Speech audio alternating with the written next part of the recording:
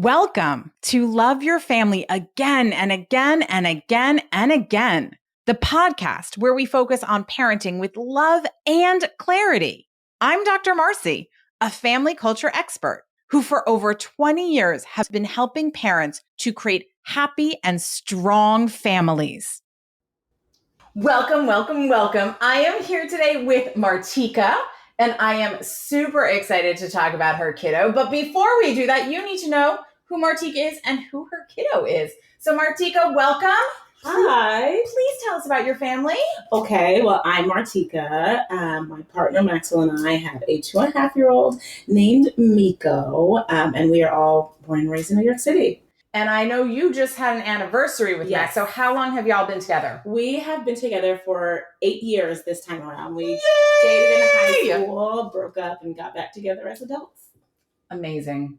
So high school sweethearts with a little break in the middle. Yeah, a little intermission, and then, we resume play. Mm-hmm. I love that. Go lived your life and came back and found each other Yes, then. exactly. Beautiful, beautiful. So I want to know, what is your go-to glitter? That thing that when you as a family, when the three of you are together and you're like, we need a win, we need a good moment. What is that thing you go do? Okay.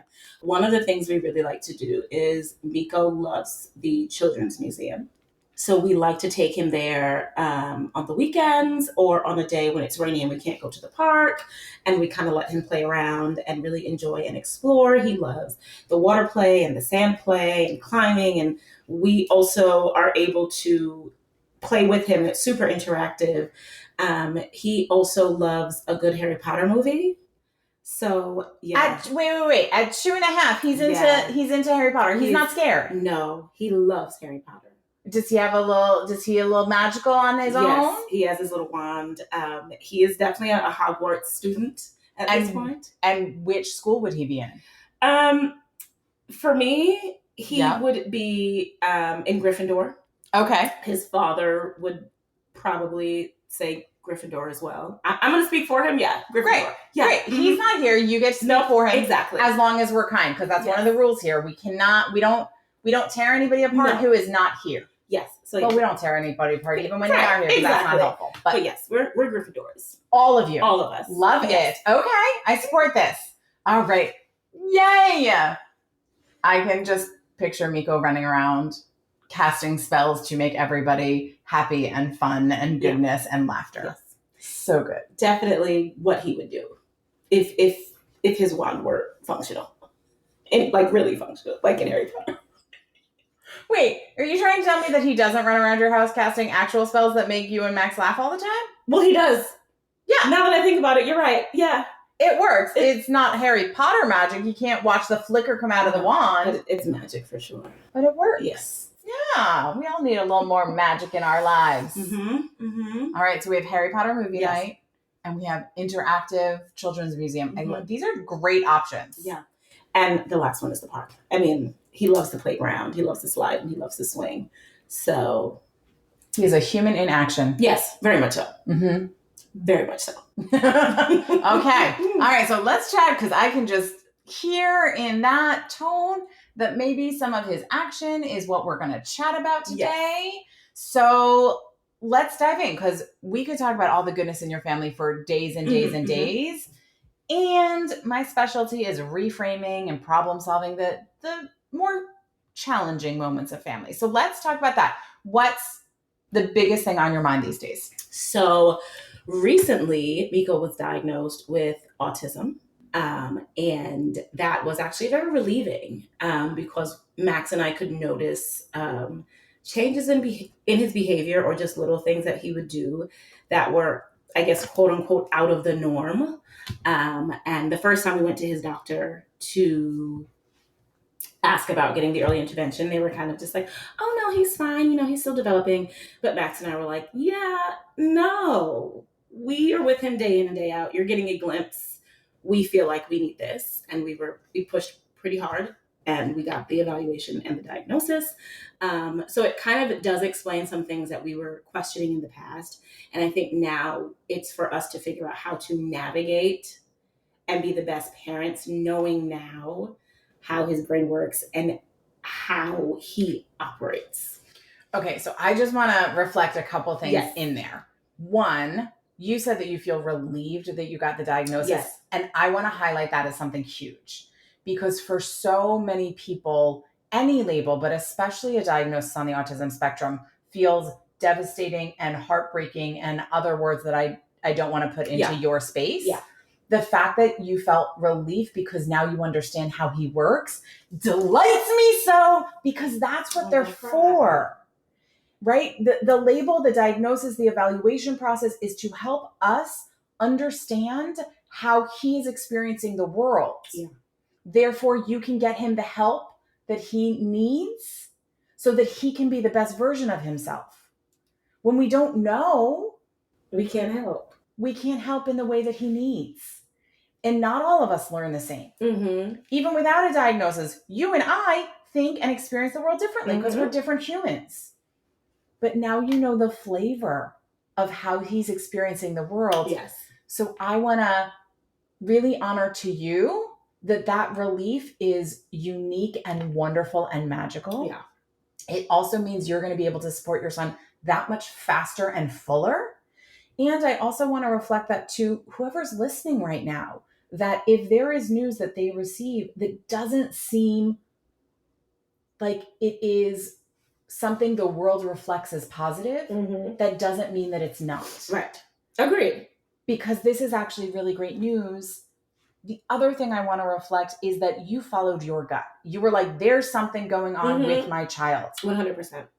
So the combination of those two things, of you trusting your own parental gut instinct and pushing to get support, amazing. And then you finding out how Miko's brain works and going, okay, now we got some things to do. Yeah. Okay. Amazing. And I just want to make sure that you know how remarkable that is. Okay. Yes. So keep going. So that's like the one. The other thing is, for us, I don't believe in my parents' style of parenting. It was very strict and like traditional Caribbean household, whereas I felt like, reflecting back, there were things that could have been different. There were ways that they could have communicated more effectively, and maybe gentler at times. So for me, the minute that I knew I was pregnant, or even before I knew I was pregnant, I always said that I wanted to find a good balance between discipline and gentle parenting. And making sure that I want my kids to respect me, but I don't want them to fear me. Whereas I feel like a lot of traditional parents feel like fear is a part of parenting. I want my kid to know right from wrong and not ever feel like they can't come to me with something, because I don't even think sometimes parents realize like that type of rearing is why sometimes your kids don't want to come to you and talk to you. So that, just trying to navigate like between the two and not be too gentle of a parent, but also not be too hard on my baby. Yes. Okay. I love this. Talking about it all day long, because it's true that you're going to do what I say because I say so, because I'm bigger and stronger and scarier than you, only works until your kid is bigger and stronger and scarier than you. Yeah. It also teaches them that that's the model of the world. And if I think about the world that, at least that I live in, when I look at the systems that we have in place that are based on fear, they're broken. And so I don't want to emulate that. And I don't want to be part of that. I don't want to obey the law because I'm scared of going to jail. I want to obey the law because it makes me a better person in the world and a way to respect other people around me. Yes. Hence, that's how I teach kids. And that's how I help parents raise their children, because I don't want to be in relationships where I'm scared of the other person. Yeah. Why would we want to create that for our kids? And there are so many ways that we can do that. There are so many other options. And that is not to make wrong the parents that do it that way, because they don't know anything else. They haven't had the exposure or the possibility to another option, but that's not the answer. Yeah. Now, on the other side, and gentle parenting right now means something very specific in the world, right? But, a few years ago, it was just this idea of being kinder to our kids. There can be a real permissiveness and a child-ledness that I think doesn't always serve our kids, in the sense that kids need a container and they need structure and they need support in order to feel safe, right? Like sometimes me as an adult, I'm like, can you just decide where we're going to dinner? Mhm. Because I just can't make another decision. Our kids need that feeling all the time, where we give it to them because they don't have the words to ask. Right. Because it took me a long time in therapy to know to ask that. Mhm. We have to provide that to our kids and give them space to be a kid, to have their voices heard, to play with them, but also for us to be the grown-up and for them to be the child and not be safe. So neither one in extreme is a full, beautiful parenting model, in my opinion. But when you combine them, it's an awesome dance. Yeah. So what were some of the things that you were noticing that made you want to get him evaluated? So eye contact was like the first big thing. Not that he doesn't make eye contact, but he, in my opinion, wasn't making it or keeping it as effectively. And then he would do this like weird head shaking thing. And I was like, well, I've never seen that before. And, just being that I am at work and Max works from home, there were some things that Max had observed too. Or just like repetitive behavior. He's also like very particular about the order of things and where things go. And so we were both just kind of like, we should get him evaluated. And I think neither one of us was opposed to it. We are both very much like, we need to know what our children need in order to be the person that can get that resource for them. But it would be a disservice to observe something, let it go, it get worse, and then by the time we do something, it's too late. Mm-hmm. And we just kept pushing the doctor. And I love my doctor because she was my pediatrician growing up. But, maybe that's just not something that she's used to or has a lot of experience in, and that's okay. But that's also why we were just like, I don't care what you say. I need that referral. And here we are. All right, so you can't see this, but I was dancing in my seat. Yes. Because you said so many good things in there. One, the first thing that jumped out at me was you saying we needed this information so we could parent the way our children. Right now you only have one, Yes. right? Just want to make sure. Yes, just the one, but Okay. Future. There'll be more. The way our children need to be raised. We need to do what they need, as opposed to we need to parent the way we want to parent and they need to get on board, which goes for so many ways of how we treat kids. Oftentimes we want them to get on board with us. And the truth is, to be a really good parent, you need to notice who they are and parent the way they need to be parented. So we're going to talk about some of that specific to how that works with autism. But the other thing is that you said that like your doctor just didn't know. And I think that there are amazing, wonderful medical professionals, pediatricians, who their training did not include what to look for with special needs, or it was a subset of many, many, many, many, many, many, many classes that happened for them. So when a pediatrician says, no, don't worry about it, maybe you don't have to worry about it. But if it keeps you up at night, if you keep feeling that pit in your stomach, or wherever you feel that parental intuitive knowledge of something's wrong with my kid, keep asking, keep pushing, and say, you know what? I get that you don't think I need an eval, but I need it. So where do I go for that resource? And especially when kids are school age, the school is such a big support of how to do that. But if you know something's up, follow that. Because parents see things that nobody else sees, that nobody else notices. Agreed. And have that intuition with their kid that no one else has. So yes. So what does a kid who is on the spectrum, how does that information inform you? I'm going to tell you a couple things. One is, and I'm going to make huge generalizations about the diagnosis of autism, right? And every kid is unique, and every person who has a particular label experiences uniquely. So these are generalizations, but hopefully they will help you. Yes.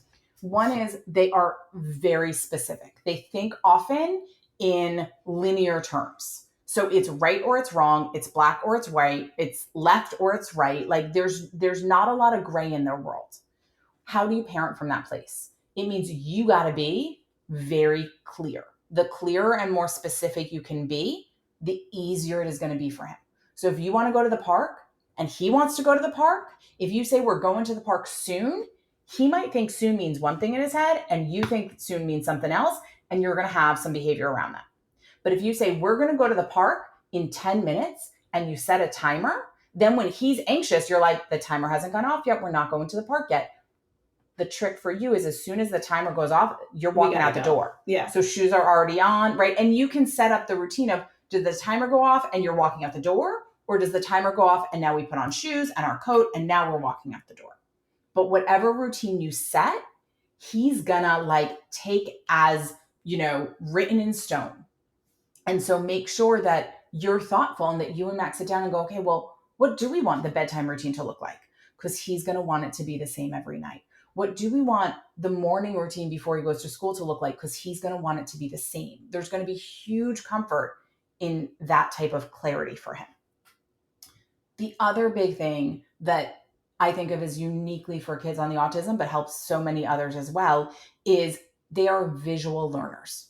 That is going to be his main modality. And slightly ironic that we're on a podcast, so you can't see anything, we are a hugely auditory world, right? If you think about what happens in school, how do kids get directions? Teachers tell them. Sometimes they write it on the board. Sometimes there's a worksheet, but it's auditory. How do you give Miko directions at home? You tell him what to do. Yeah. That is not the most efficient way for him to take in information. So there are most likely going to be times, or maybe already have, where you're telling him something and he's like, yeah, but it doesn't feel like he gets it. Yes. And that's because he's hearing it, but it doesn't feel true. It just doesn't digest in his brain the same way it does. I'm going to speak for myself, for me, maybe for you as well. So if you can find a visual representation to support that, once he's reading, I am a huge fan of writing out text for kids because they'll read it and then it's true in a new and unique way. I'm going to tell you a story about that in a second. Because he's super young, it might be that you end up getting a bunch of pictures. And so every time you say it's time for the bath, you hold up a picture of bath time. Or maybe it's that you hold up a picture of bath time with a 5:30 clock on the bottom and then you hold it next to your clock and you say same. Because even if he can't read time, he might be able to match the numbers, right? But you're going to have to, those things that are a regular part of your routine, the more you can connect it with a visual cue, the easier it's going to be for him to get like, oh, you want me to go in the bath now? Cool. And even if you don't have a picture of a bathtub, you might be able to create a symbol that he will start connecting, right? And that will just help because he wants to see what's going on, right? Okay. So my favorite story about visual learners and kids on the spectrum is that I was working with this one kiddo and he was about 5 and he, really just liked eating pasta, pasta and chips, favorite things. So we were working on him eating vegetables and we were using text cues with him because he could read. And some kids on the spectrum end up reading really early because it makes sense to them so they can decode and then they start reading. So we were using text cues and I wrote out on a whiteboard, I'm going to eat my broccoli next. And I put it in his terms because I wasn't giving him a direction. I was hoping that if he read it, it would land on him like it's true and then he'd eat the broccoli next. Well, it worked. So I wrote, I'm going to eat my broccoli next. He looked at it and he was used to anything we wrote, he'd read out loud. So he said, I'm going to eat my broccoli next. And then the look this kiddo gave me could have started wars. Because once he said it, right, there's, again, to that really deep clarity of like on or off that kids on the spectrum often have. Once he said it, it was true. And now that he said it and it was true, he had to eat his broccoli next. And he did not want to eat his broccoli next, but he also didn't want to not be in alignment with what he just said. So he did. He did. It was amazing. And what also happened was he realized it wasn't as bad as he thought it was. And so then I would say, I'm going to eat a bite of my pasta. Because if I only did hard things in text cues, then he wouldn't want to read the text I gave him, right? This is a really important part of the story. I was like, I'm going to eat a bite of my pasta. I'm going to drink my milk. I'm going to eat a bite of my pasta. I'm going to eat a bite of broccoli. So he kept reading because there was good mixed in with the hard. Yeah. If we only use text cues for bath and brushing teeth and eating broccoli, Miko's going to be like, forget it. I'm not reading what you give me. But if you intermix, we're going to go have ice cream. We're going to go to the park. We're going to slide on the slide. we're going to wash our hands, then we have all of the Yeah. pieces combined. I mean, that makes a lot of sense to me. It's like visual positive reinforcement, basically. Yeah. But that visual piece is going to be, that visual piece Mhm. and that clarity Mhm. are the two biggest pieces that I can hand you. Yeah. That just, there's so many things connecting in my brain right now. Yes. Awesome. Makes so much sense. Cool. Any other questions around this, or do we want to talk about parenting styles? I guess the only other thing would be like, it's funny that you said that story. Food is a little bit difficult for us because he is very much in the routine of like, I want to eat this, I want to eat this, I want to eat this, and I want to eat this. And you can give me variations of these, but don't deviate from these, which is like pizza, pasta, rice, bacon. He loves fruits but doesn't love vegetables. So we will give him vegetables, but we'll like cook it into the sauce so that he's getting the nutrients and not just not needing to eat it. Yeah. Okay, cool. So part of it is pick your battle. Like, is food something you want to dive into and put your energy and attention into right now because it's really important? He's a growing kid and you think that's, or are you like, I need to work on the sleep routine first because we're just not getting there?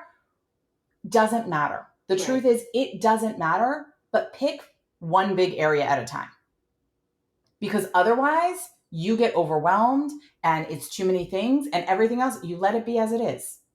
So if you decide that bedtime routine is the biggest, most problematic thing, then you deal with that and you let him eat as much pizza as he wants as long as he's getting enough calories in and the doctor's not worried about his growing. That's not the thing for today. Okay? Okay, that's a big thing. As a parent, don't do everything at once, no matter who your kid is. Right? Yeah, yeah, because you want to do it all and you can't, and then you get burnt out. And that's why some parents are so exhausted because you're trying to change everything at once. It's like going on a crash diet. How long do you last on a crash diet? 3 days? Yeah. And then you binge. Yeah. But as a parent, you can't do that because your kid's still there. Right. So let's not set that up. One big thing at a time that you're going to change. Everything else stays status quo. So when food is the thing you want to change, until then, it's fine. As long as he's growing and gaining weight. If he's not and the doctor's concerned, then that becomes a thing you change. But until then, yeah, let him eat. Okay. When it is the time to change, you need to create a routine for him that includes something new. So it's you get 3 bites of pizza, you get 2 pieces of bacon and something new. Or maybe it's every meal starts with an appetizer that is 5 pretzels and a bite of something new. So that the new thing can constantly change, but there's always a moment where the new is introduced. So the routine is old, new, old, old, old, old. And sometimes that new thing is just he needs to pick it up or he needs to kiss it. My rule is once food goes in your mouth, it stays in your mouth and gets swallowed. But until they're ready to put it in, it's just let's explore it, lick it. Because if I say you have to eat that, I have no agency to make that happen.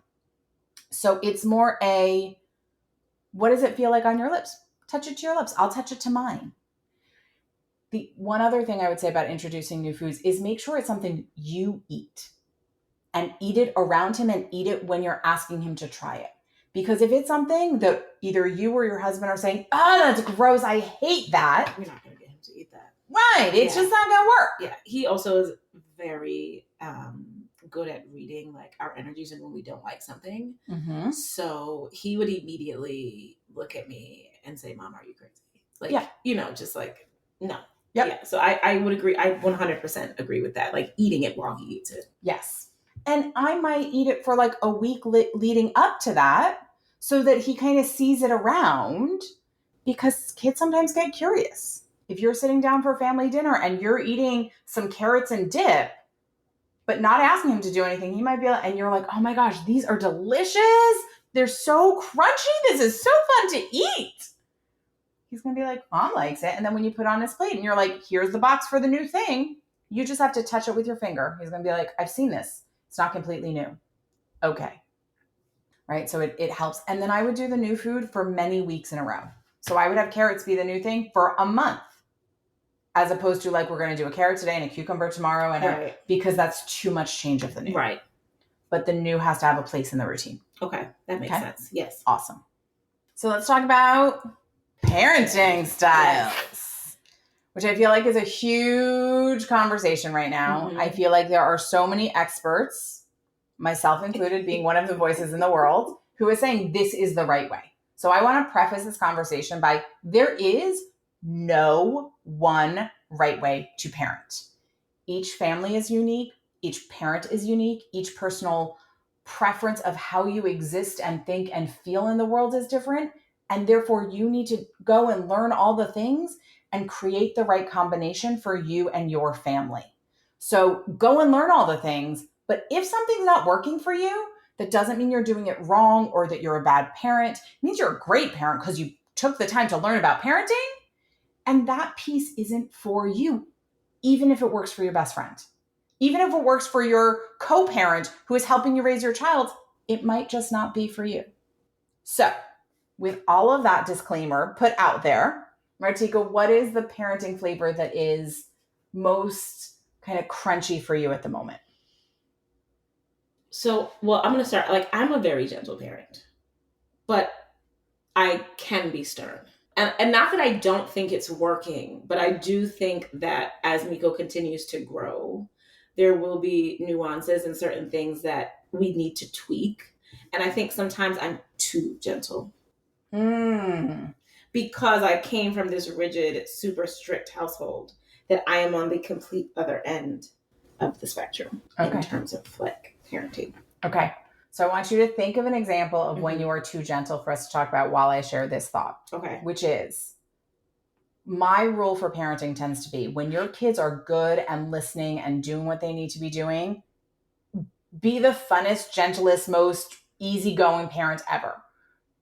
When that stops and your kid's not listening, not doing what they need to be doing, then all the fun stops and you're just clear. And it's about giving positive action-based direction so they know what to do. Because we have this weird assumption that kids know what to do. And so it's not that we have to get harsh or mean or yell or lose it in order to get our kids to listen. We just have to get really clear and boring.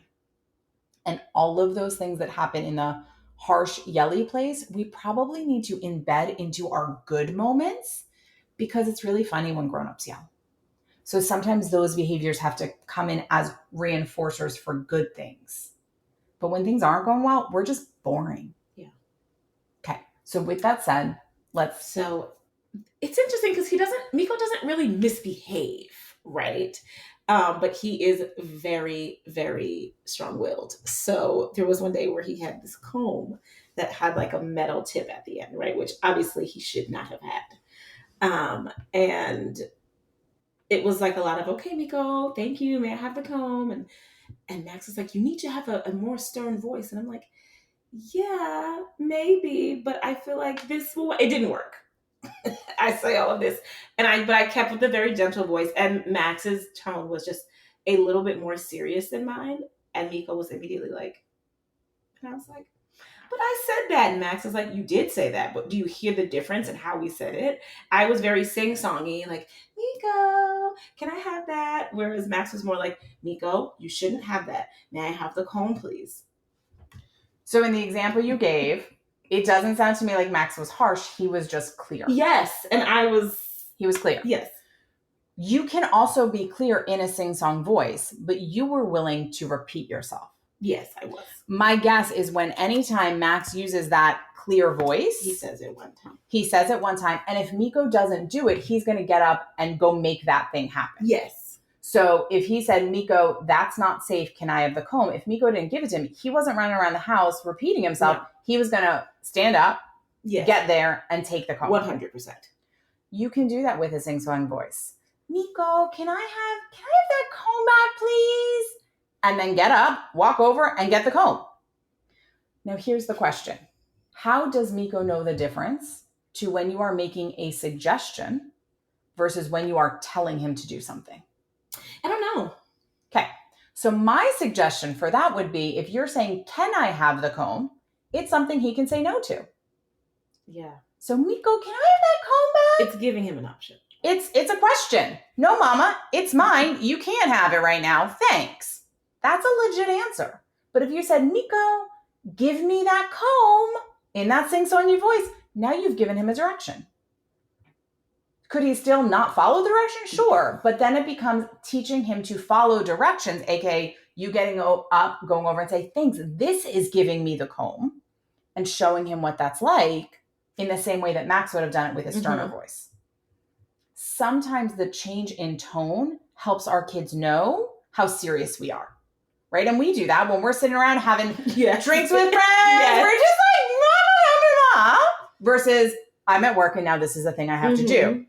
So figure out what your different intonation is. And it doesn't have to be from joy to yelling. Yeah. It can be from joy to boring.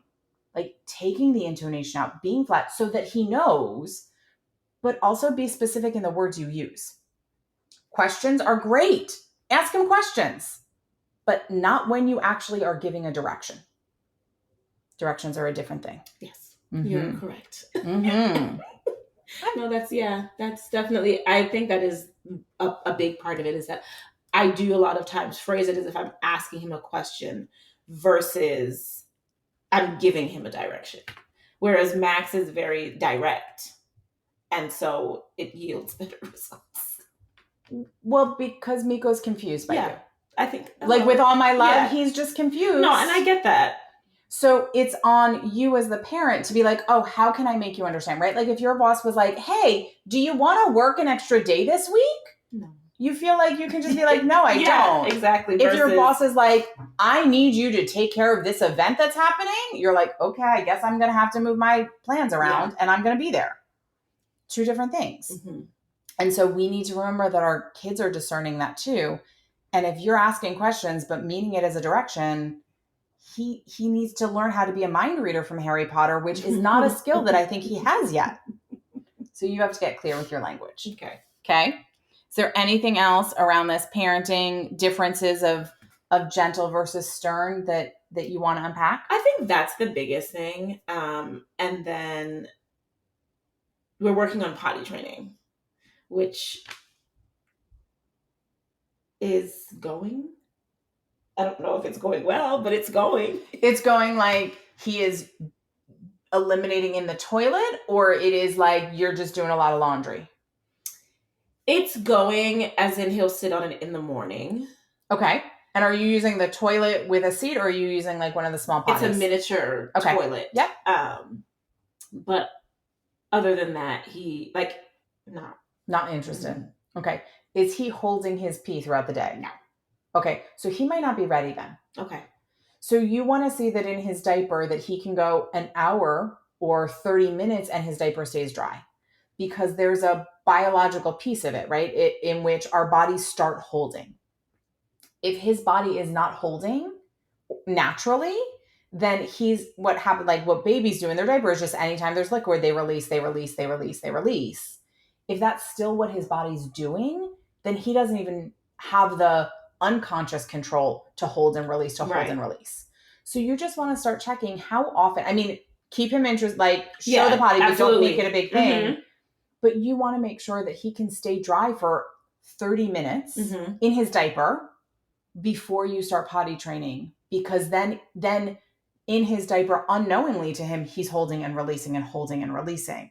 And that biological function needs to be present before he can use a toilet. Okay. Because then it's about making those sensations conscious. That's the process of potty training. And so we do it on a schedule. So they're like, oh, that's the feeling. Let it go. And then one day they accidentally pee in the potty and they're like, oh, those muscles. Okay, cool. And then you do the same experience for pooping in the potty, because that's a different thing. Right. But if he's consistently releasing, it's also why potty training overnight is a different thing, because it's a longer hold. So that's usually the last piece that gets done with potty training. Right. So just start noticing if he's feeling that, and also if he's upset when he's wet. Like if he's coming and telling you like I'm wet, then you know he's also not enjoying that feeling. Right. Right? Which might mean that you want to think about what you're putting him in. like diapers are less comfortable than pull-ups because pull-ups are designed to pull the moisture away from you.